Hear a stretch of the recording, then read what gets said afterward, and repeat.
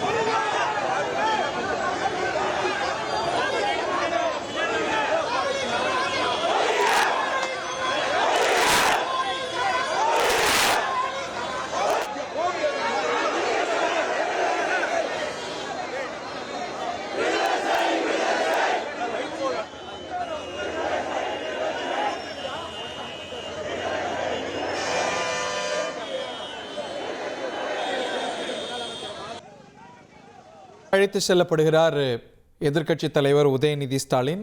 அங்கே திருச்சி மன்னிக்கணும் தஞ்சாவூர் கிழக்கு காவல் நிலையத்தில் தான் அவர் விசாரிக்கப்படுகிறார். அங்கே தான் அவர் விசாரிக்கப்படுறதுக்கான வாய்ப்பு இருக்கிறது. இன்றைக்கி ரிமாண்ட் செய்யறதுக்கு எந்த திட்டமும் இல்லை, இன்றைக்கே விடுவிக்கத்தான் திட்டம் என்று அரசு தரப்புலையும் சொல்லப்பட்டிருக்கிறது.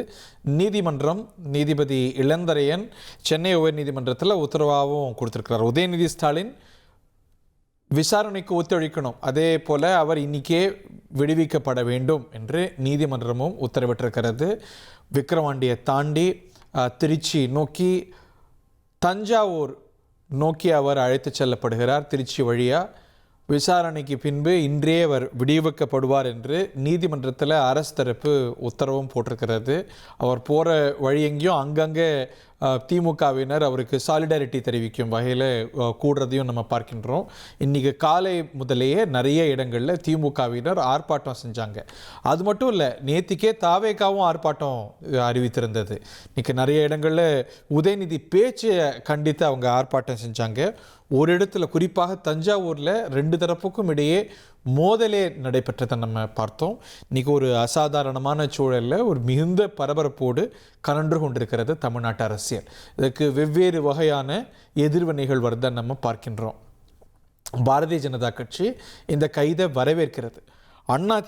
திமுகவுடைய பரம வைரியான எதிரியாக செயல்படக்கூடிய அதிமுக உதயநிதியுடைய பேச்சு கண்டிக்கத்தக்கது, அதே வேளையில் இந்த கைதும் ஏற்கத்தக்கதல்ல, அதுவும் கண்டனத்துக்கு உரியது. அது ஒரு எதிர்க்கட்சி தலைவர் நாளைக்கு சட்டமன்ற கூட்டத்தொடர் கூடும் வேளையில் நடக்கக்கூடிய இந்த கைது ஏற்கத்தக்கதல்லன்னு அதிமுக கண்டிக்க, திமுகவுடைய தோழமை கட்சிகள் கண்டிக்க, விடுதலை சிறுத்தைகள் தலைவர் திருமாவளவன் உதயநிதியுடைய பேச்சு கண்டிக்கத்தக்கது, அதே வேளையில் இந்த கைதும் ஏற்கத்தக்கதல்ல, அது நம்ம செய்யக்கூடாது அப்படின்னு கருத்து தெரிவித்திருந்தார்.